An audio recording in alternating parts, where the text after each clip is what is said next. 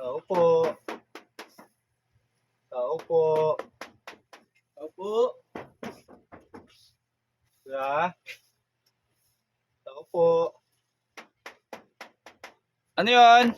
Sir, Oh, dito po ba yung nakatira si Sir Rodel? oh, bakit? Sir, kasi yung nakaraan, di ba, nandun kayo sa may bar Oh, na pinag-iinuman nyo? oh. Sir, hindi man lang kayo nagbayad pag alis nyo tapos nawala pa yung namin sa naming tower. Tawag na isa, sir. Nagbayad kami ah. Sir, wala kayong binabayad kasi nililista namin yun doon, yung mga bawat table. Ba, Yung nagbayad na o hindi pa. hindi ba kami nakabayad nun? O sir, ba't naman ganun ginawa nyo, sir? Sobrang ano ko na yata nun.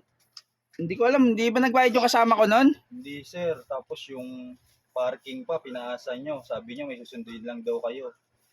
Kasi hindi na kayo bumalik. Hindi pala mga nagbayad yung mga yun. Isang tower, sir. Ha?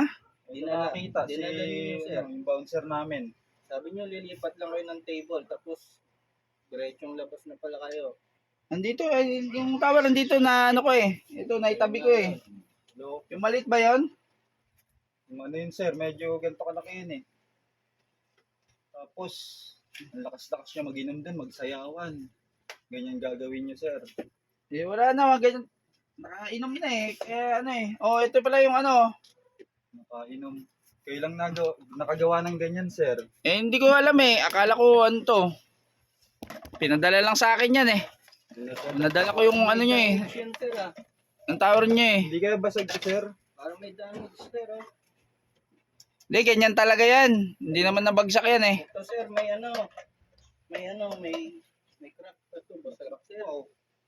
Basta, Paano yung bayad yung sir? Ininom? Yung bill nyo dun?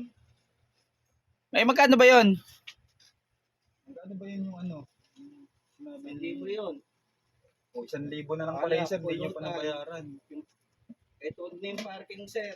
Yung parking, kawawa naman yung namin dun eh. Pinaasa nyo eh. Eh, pupunta na lang kami doon dahil ano, wala rin ako pambayad dito eh. Hindi mo mabayaran nyo yun, sir. Napuyat kami. Kaka-out lang namin ngayon eh. Sasabihin ko muna doon sa mga kasamaan ko, wala akong pambayad dito eh. Wala pa kami mga tulog eh. Hindi ba pwede ngayon nyo na ibigay, sir? Baka mamaya, pagbalik namin, o kaya bukas, wala na kayo. Hindi, pupunta na lang kami doon sa ano nyo.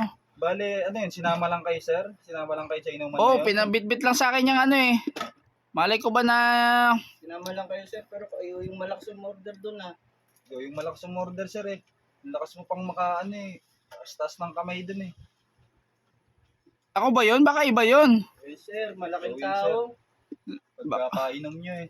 Baka iba yun. Hindi naman ako gaan nagiinom eh. Paano gagawin natin yan, sir? Yung yung bayad. Ano bang pangalan ng Kahit kami na lang pupunta ngayon, sir. Para makauwi na. Isa ano yun? Kabilang ano yun? Sa kabilang street pa yun. Hindi yung maano yun. Tulog pa yun. Pupunta na lang kami doon. Suki naman kami doon eh. Sa amin ikakaltas yan pag ganyan. Pupunta lang kami doon. Ay, suki naman kami doon eh. Kilala ko nga yun eh. Yung bouncer na yun eh. Sure naman, sir, para hindi sa amin ikaltas yung bill nyo. Wala pa kami tulog. Oo, pupunta kami doon. I-ano na lang namin yung bayad. Iabot na lang namin yung bayad. Saan pa to, yari tayo.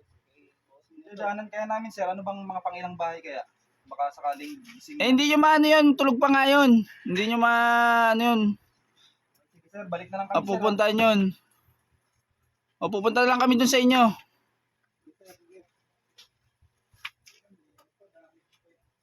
Diyos ko. Napupuntahan na ako dito sa bahay ko ah. Pati sa inuman. Makakarating na dito sa bahay ah. Sino kaya nagtuturo?